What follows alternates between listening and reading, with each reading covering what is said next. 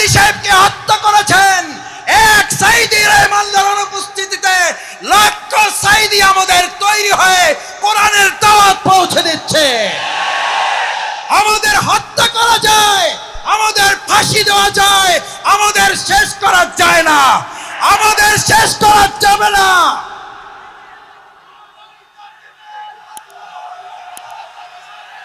সম্মানিত ভাই এবং বন্ধুগণ, সম্মানিত ভাই এবং বন্ধুগণ, ফালা খাউফুন, সুতরাং আমাদেরকে আপনি ভয় দেখাবার কে? যারা আমাদেরকে ভয় দেখিয়েছেন 17 বছর এই বাংলাদেশের 18 কোটি নাগরিককে আপনারা ভয় দেখিয়েছেন। শেষ পর্যন্ত আপনারা ভয় দেখাতে দেখাতে এতটা ভয় পেলেন যে আপনারা দেশের জেলখানায় পর্যন্ত জায়গা হলো না, আপনাদেরকে দেশ ছেড়ে পালাতে হলো।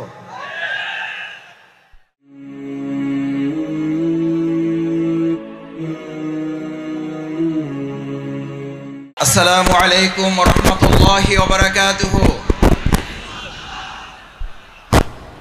আপনারা কেমন আছেন সবাই? আপনারা ভালো আছেন সবাই? আমরা একবার জোরে সোরে আল্লাহর দরবারে শুকরিয়া আদায় করি। সবাই একসাথে আমরা যদি শুকরিয়া আদায় করব, পারা যাবে ইনশাআল্লাহ? যতদূর মাইকের আওয়াজ যায় সবাই আমরা একসাথে আল্লাহর দরবারে এই জন্য শুকরিয়া আদায় করব যে আল্লাহ তাআলা আমাদেরকে আজ এই উন্মুক্ত আকাশের নিচে বিশাল এই তাফসিরুল কোরআন মাহফিলে একত্রিত হওয়ার তৌফিক দিয়েছেন। সে আল্লাহ সুবহানাহু ওয়া তাআলার দরবারে আমরা আমাদের হৃদয়ের সবটুকু আবেগ এবং ভালোবাসা উজাড় করে মস্তক অবনত চিত্তে শুকরিয়া আদায় করতে চাই। সবাই পারবেন ইনশাআল্লাহ? আমরা সবাই একবার শুকরিয়া আদায় করে জোরে সোরে আলহামদুলিল্লাহ, আলহামদুলিল্লাহ, আলহামদুলিল্লাহ, আলহামদুলিল্লাহি রাব্বিল আলামিন, ওয়াসসালাতু ওয়াসসালামু আলা রাসূলিহিল কারীম ওয়া আলা আলিহি ওয়া সাহবিহি আজমাইন। আজকের এই বিশাল তাফসিরুল কোরআন মাহফিলের সম্মানিত সভাপতি, আজকের এই মাহফিলের সম্মানিত প্রধান মুফাসসিরে কোরআন, আন্তর্জাতিক খ্যাতি সম্পন্ন আলেমে দ্বীন, বিশিষ্ট ইসলামিক স্কলার, আমাদের অত্যন্ত শ্রদ্ধাভাজন, গোটা বিশ্বের দরবারে যিনি কোরআন এবং ইসলামের আহ্বান অত্যন্ত যৌক্তিকভাবে মানুষের সামনে তুলে ধরছেন, আমাদের আজকের সেই প্রাণপ্রিয় প্রধান আকর্ষণ জনাব মাওলানা ডক্টর মিজানুর রহমান আজহারি। আজকের এই প্রোগ্রামে উপস্থিত সম্মানিত আমন্ত্রিত অন্যান্য ওলামায়ে কেরাম, বরেণ্য আলেমে দ্বীন, আজকের এই প্রোগ্রামের সম্মানিত অতিথি বাংলাদেশ জামাত ইসলামী কক্সবাজার জেলা শাখার সংগ্রামী আমির, আজকের এই প্রোগ্রামের অন্যতম অতিথি বাংলাদেশ জামাত ইসলামীর আপনাদের অত্র অঞ্চলের প্রাণপ্রিয় মানুষ জনাব আব্দুল্লাহ আল ফারুক, আজকের এই প্রোগ্রামের সম্মানিত আয়োজক আপনাদের সকল প্রাণপ্রিয় ভাই, যিনি এই পুরো প্রোগ্রাম সমন্বয় করার জন্য আপনাদের সামগ্রিক সহযোগিতা এবং আল্লাহর ভালোবাসা নিয়ে সামনের দিকে প্রোগ্রাম এগিয়ে নিয়ে যাচ্ছেন, প্রিয় ভাই নিয়ামতুল্লাহ নিজামী। সম্মানিত ওলামায়ে কেরাম, সম্মানিত শিক্ষকবৃন্দ, পিতৃ সমতুল্য মুরব্বিয়ানে কেরাম, আমার সামনে উপস্থিত তরুণ এবং যুবক ভাইয়েরা, আল্লাহর দরবারে শুকরিয়া আদায় করি। দরবারে দুরূদ পেশ করছি সাল্লাল্লাহু আলাইহি ওয়াসাল্লাম। আজকে এখানে আপনারা যারা এসেছেন, আমরা সবাই এখানে কি দুনিয়ার কোন শক্তির কাছে এসেছি নাকি আল্লাহর শক্তির কাছে এসেছি? কার কাছে এসেছি? আমাদের এই সমস্ত ব্যবস্থাপনার যিনি সহযোগিতা করেছেন, সেটা কি দুনিয়ার কোন শক্তি নাকি আল্লাহর শক্তি? আমার ভাইয়েরা, হযরত ইব্রাহিম আলাইহিস সালামকে যখন আগুনে পুড়ে পরীক্ষায় উত্তীর্ণ করার জন্য আল্লাহ তাআলা সিদ্ধান্ত নিয়েছিলেন। আপনাদের সকলের মনে থাকার কথা, হযরত ইব্রাহিম আলাইহিস সালামকে আগুনে ফালানোর জন্য মাসব্যাপী যখন আগুনের কুণ্ডলী তৈরি করা হচ্ছিল, সমস্ত মানুষ শুধু নয়, ফেরেশতাকুল, সমস্ত পশু প্রাণী আল্লাহর দরবারে আহ্বান করেছিলেন, দোয়া করেছিলেন, আল্লাহ এই বিরাট পরীক্ষা থেকে, এই নির্যাতন, নির্মমতা থেকে হযরত ইব্রাহিম আলাইহিস সালাম আপনার প্রিয় বন্ধু খলিলুল্লাহকে আপনি হেফাজত করুন। আল্লাহ সুবহানাহু ওয়া তাআলা তাকে হেফাজতের জন্য ফেরেশতাগণকে পাঠিয়েছিলেন। আপনাদের সকলের মনে থাকার কথা, হযরত জিবরাইল আমিন ইব্রাহিম আলাইহিস সালামের কাছে গিয়ে আবেদন করেছিলেন, ইব্রাহিম, আমি আল্লাহর পক্ষ থেকে আপনার কাছে এসেছি, যদি আপনার কোনো সহযোগিতার প্রয়োজন হয় তাহলে আপনাকে আমি সহযোগিতা করতে চাই। সম্মানিত মুসল্লিয়ান ইকরাম, আজ এই কথাটি আমাদের জন্য অত্যন্ত তাৎপর্যপূর্ণ। যদি কেউ মনে করেন পরিস্থিতি ভালো হয়েছে সেজন্য হয়তো আমরা এই কাজ করতে পারছি, কিন্তু আমরা এই কথাও পরিষ্কার বলি, আমাদের কাছে পরিস্থিতি ভালো হলেও আলহামদুলিল্লাহ, আমাদের কাছে পরিস্থিতি প্রতিকূল হলেও আলহামদুলিল্লাহ, আমরা শত প্রতিকূলতার মধ্যেও দুনিয়ার কোনো সহযোগিতার কাছে মাথা নত না করে হযরত ইব্রাহিম আলাইহিস সালাম যেমন জিবরাইল আমিনকে বলেছিলেন, আমার যদি সহযোগিতার প্রয়োজন হয় তাহলে আমি একমাত্র সহযোগিতা গ্রহণ করব মহান আল্লাহ সুবহানাহু ওয়া তাআলার। আল্লাহ সুবহানাহু ওয়া তাআলা ছাড়া আমার কারো সহযোগিতার প্রয়োজন নেই। আজ মুসল্লিয়ানে কেরাম, আপনাদের কাছে জানতে চাই, বাংলাদেশকে যদি কোরআনের দেশ করতে হয়, বাংলাদেশকে যদি ইসলামের দেশ করতে হয়, তার জন্য যদি হযরত ইব্রাহিম আলাইহিস সালামের মতো আমাদের ত্যাগ এবং কোরবানির পরীক্ষায় উত্তীর্ণ হতে হয়, আর তার জন্য যদি সেই অগ্নি পরীক্ষায় আমাদেরকে সহযোগিতার জন্য এক আল্লাহ ছাড়া দুনিয়ার আর কাউকে না পাওয়া যায়, তাহলে আজ এই জনসমুদ্রের কাছে জানতে চাই, আমরা এক আল্লাহ ছাড়া আর কারো সাহায্য কি আমাদের দরকার হবে? আমরা কার সাহায্য চাই? কার সাহায্য চাই? একবার সেই আল্লাহকে আমরা ডাক দিতে চাই। আমরা সবাই আল্লাহকে একবার ডাকতে চাই, আল্লাহ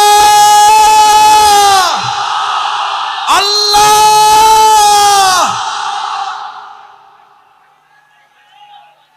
সম্মানিত ভাই এবং বন্ধুগণ, হযরত ইব্রাহিম আলাইহিস সালাম আল্লাহর সাহায্য চেয়েছিলেন। দুনিয়ার কোনো মানুষ শুধু নয়, ফেরেশতাগণের সাহায্যও তিনি নেননি।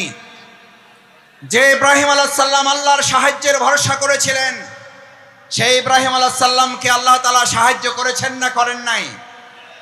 আগুনের মধ্যে তাকে বাঁধা রশিটা পর্যন্ত পুড়ে গেছে।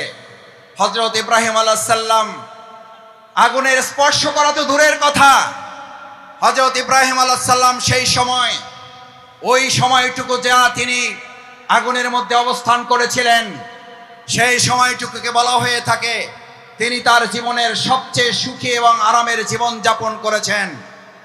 সুতরাং কোরআনের জন্য যারা কথা বলবে, ইসলামের জন্য যারা কথা বলবে, কোরআন বাস্তবায়নের জন্য যারা কাজ করবে, ইসলাম বাস্তবায়নের জন্য যারা কাজ করবে, আজ এখানে আমরা যারা উপস্থিত হয়েছি, আমরা যদি আজ এখান থেকে সিদ্ধান্ত নিতে পারি, আমাদের জীবনের সর্বস্বটুকু বিলিয়ে দিয়ে হলেও যে কোরআনের ভালোবাসায় আজ আপনারা এখানে শামিল হয়েছেন, আপনারা কি কোনো ব্যক্তির আহ্বানে ভালোবাসা এসেছেন নাকি কোরআনের ভালোবাসা এসেছেন?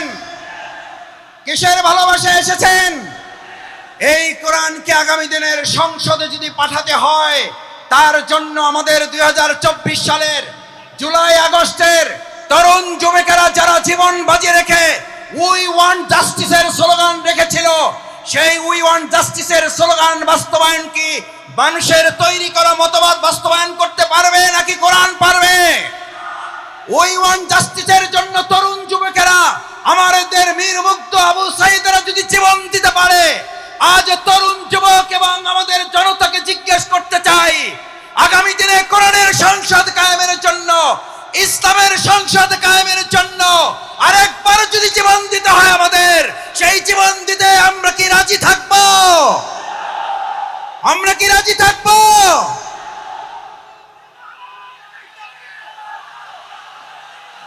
সম্মানিত ভাই এবং বন্ধুগণ, আল্লাহ সুবহানাহু ওয়া তাআলা মহাগ্রন্থ আল কোরআনে আমাদের জন্য উল্লেখ করেন, আল্লাহ তাআলা আমাদের জন্য উল্লেখ করেন,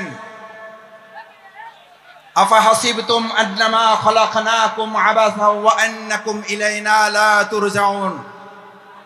আল্লাহ সুবহানাহু ওয়া তাআলা আমাদেরকে পৃথিবীতে প্রেরণ করে আমাদেরকে স্মরণ করিয়েছেন। তোমরা কি মনে করো যে তোমাদেরকে এমনিতেই অর্থহীন ভাবে, টার্গেটলেস, এইমলেস, গোল শূন্য, কোনো উদ্দেশ্যহীন ভাবে তোমাদেরকে আমি পৃথিবীতে প্রেরণ করেছি? ওয়া ইলাইনা লা তুরজাউন, অথচ তোমাদেরকে তোমাদের কাজ সম্পন্ন করে কি আবার আমার কাছে ফিরে আসতে হবে না? আমাদের সম্মানিত ভাই এবং বোনেরা, আমার পর্দার আড়ালের মা ও বোনেরা যারা আছেন, এখানে আজ যারা উপস্থিত হয়েছি, আমাদেরকে একথা ভালো করে মনে রাখতে হবে, আজ এখানে আমরা যে কোরআনের ভালোবাসা এসেছি, সেই কোরআন আমাদের উপরে তিনটি মৌলিক দায়িত্ব অর্পণ করেছে। এক, আল্লাহ সুবহানাহু ওয়া তাআলা বলেন, আফা হাসিবতুম আন্নামা খলাকনাকুম আবাসা, আমি তোমাদেরকে অর্থহীন ভাবে পৃথিবীতে সৃষ্টি করি নাই, আমি তোমাদেরকে পৃথিবীতে সৃষ্টি করেছি একটা গুরুত্বপূর্ণ উদ্দেশ্য নিয়ে। সেই উদ্দেশ্য সম্পর্কে আল্লাহ তাআলা পরিষ্কার রোড ম্যাপ ঘোষণা করেছেন। এখন আমাদের দেশের অর্থনীতি সংস্কারের প্রশ্ন উঠছে, আমাদের দেশের রাজনীতি সংস্কারের প্রশ্ন উঠেছে, পররাষ্ট্রনীতি সংস্কারের প্রশ্ন উঠেছে। আমরা আজ সংস্কারের দায়িত্বে যারা আছেন, তাদের কাছে আল্লাহ তাআলার সংস্কারের রোড ম্যাপ তুলে দিতে চাই। আল্লাহ তাআলা কোরআনে ঘোষণা করেন, ফাইম্মা ইয়াতিয়ান্নাকুম মিন্নি হুদান, আমি এই পৃথিবীতে মানুষকে প্রেরণ করে তাকে একটা রোড ম্যাপ দিয়ে দিয়েছি। এই রোড ম্যাপের মধ্যে তার রান্নাঘর থেকে শুরু করে তার সংসদ ভবন পরিচালনার পর্যন্ত সমস্ত বর্ণনা আমি উল্লেখ করে দিয়েছি। সুবহানাল্লাহ।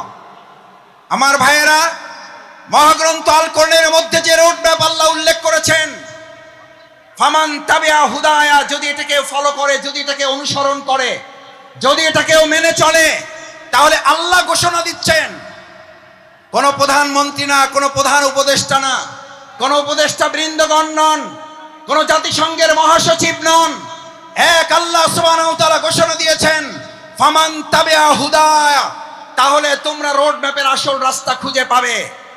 আমরা আজ বাংলাদেশের বর্তমান দায়িত্বে যারা আছেন, তাদের কাছে মহাগ্রন্থ আল কোরআনের আহ্বান পৌঁছে দিয়ে বলতে চাই, বাংলাদেশকে যদি যথাযথ সংস্কারের মাধ্যমে তার আসল রোড ম্যাপে পরিচালনা করতে হয়, তাহলে মহাগ্রন্থ আল কোরআনের আইন দিয়ে ছাড়া মানুষের তৈরি করা কোনো চিন্তা, তন্ত্র, মতবাদ দিয়ে পুরনো সংস্কার করা সম্ভব হবে না। ভাই এবং বন্ধুগণ, আল্লাহ তাআলা বলেন, যদি এটাকে ফলো করো হুদায়া, তাহলে সঠিক পথ পাবে। আচ্ছা, আপনাদের কাছে জিজ্ঞেস করি, যদি কোরআন অনুসরণ করার মধ্যে দিয়ে সঠিক পথ পাওয়ার কথা বলা হয়, তাহলে আমাদের কাছে কি এই প্রশ্ন ওঠা স্বাভাবিক নয় যে কোরআন বাদ দিয়ে যে কোনো পথ অবলম্বন করলে ওটা সঠিক নয়, ওটা গোমরাহির পথ? কোরআন যদি আল্লাহর পথ হয়, তাহলে কোরআনের বাইরে যা মত আছে, পথ আছে, সমস্ত মত এবং পথ ইবলিসের পথ। ইমানদাররা কখনো কোরআনের পথ, আল্লাহর পথ বাদ দিয়ে ইবলিসের পথে হাঁটতে পারে না। আজ আমাদের এই কোরআন দায়িত্ব দিয়েছে, ফামান তাবিআ হুদা, তাহলে তোমরা সঠিক পথ পাবে, আসল পথ পাবে। আমাদের এই প্রিয় মাতৃভূমি বাংলাদেশ স্বাধীন হওয়ার 53 বছর পার হলেও আমরা কি অর্থনৈতিক মুক্তি পেয়েছি ভাইয়েরা? আমরা কি সাংস্কৃতিক মুক্তি পেয়েছি? আমরা কি রাজনৈতিক মুক্তি পেয়েছি? এই সকল মুক্তি আমাদের যদি পেতে হয়, তাহলে আমাদের মানুষের তৈরি করা মতবাদের দিকে নাকি কোরআনের দিকে ফিরতে হবে? আমাদের গ্রামে, আপনাদের গ্রামে আমরা সবাই একটা কথা বলি, সোজাতে হবেন, মরার আগে হবেন না। কখন হবেন? কখন হবেন? কাপড় দিয়ে যখন পায়ের কাছে একজন ধরে আর মাথার কাছে একজন ধরে, দুই দিকে দুইজন ধরে আর টানে, বলে যে আরো সোজা করো, আরো টাইট করো।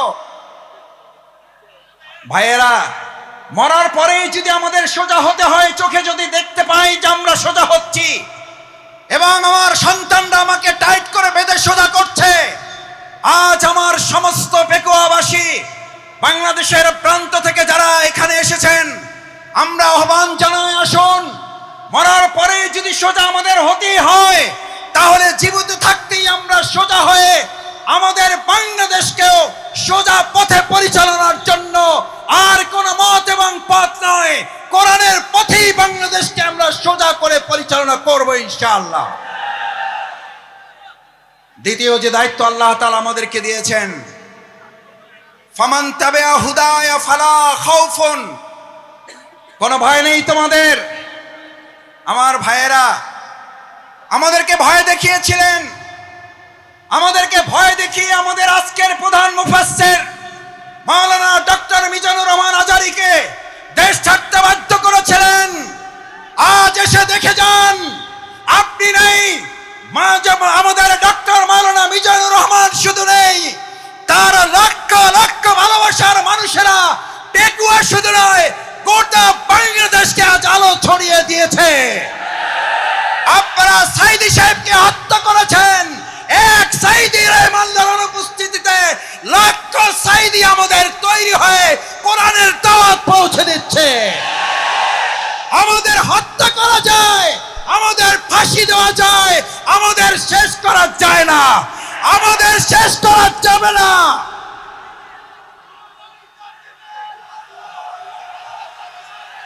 সম্মানিত ভাই এবং বন্ধুগণ,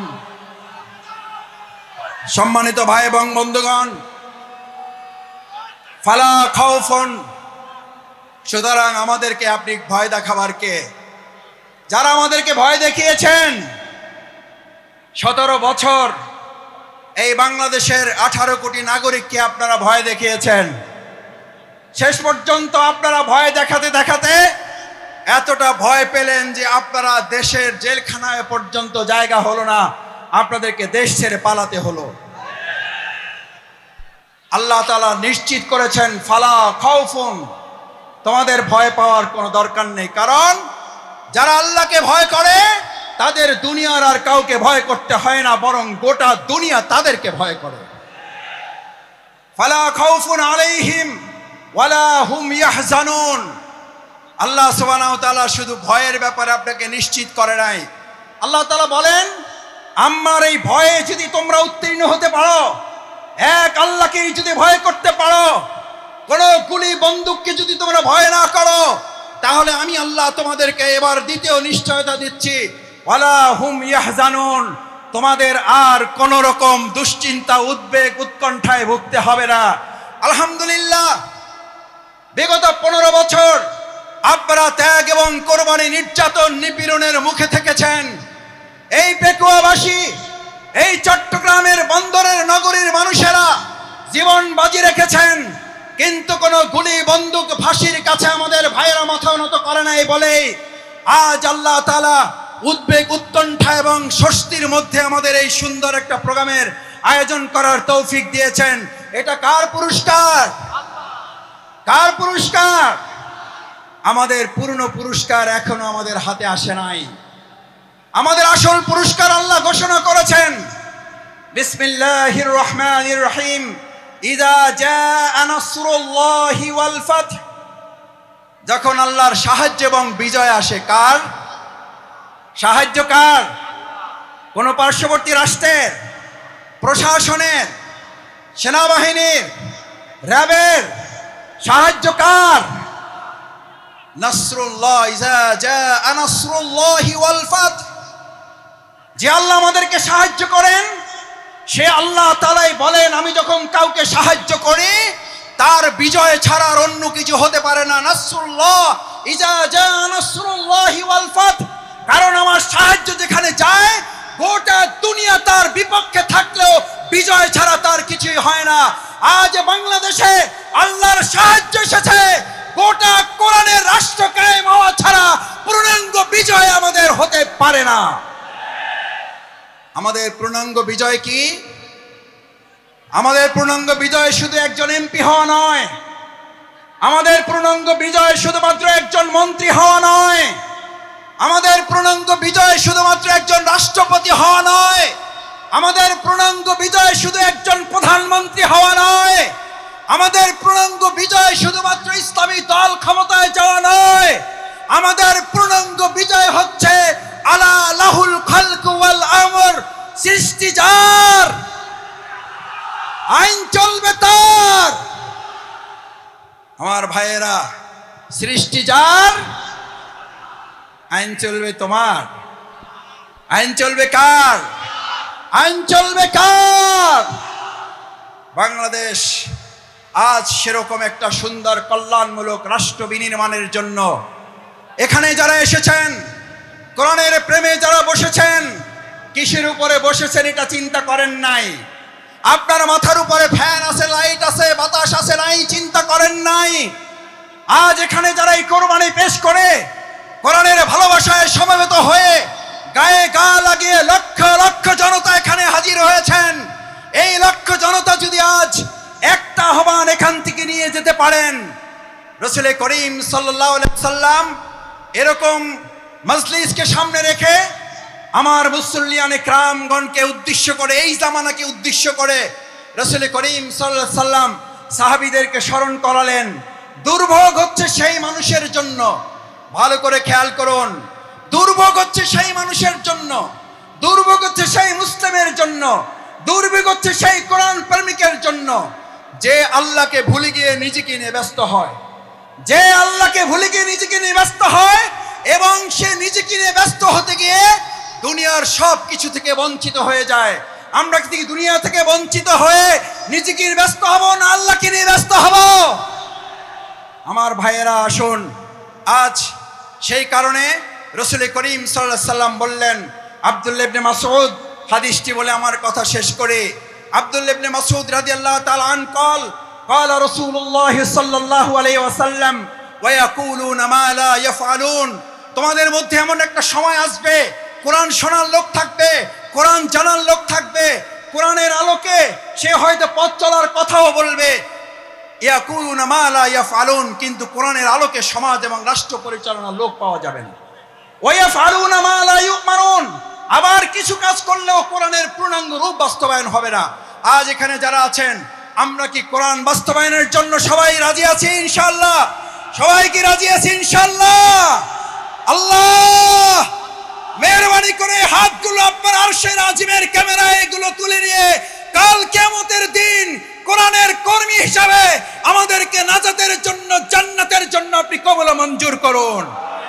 আল্লাহ এই আয়োজনকে বাংলাদেশের জন্য কবুল করুন, কোরআনের সংসদের জন্য আয়োজনকে কবুল করুন, কোরআনের রাষ্ট্রের জন্য এই আহ্বান আয়োজনকে কবুল করুন।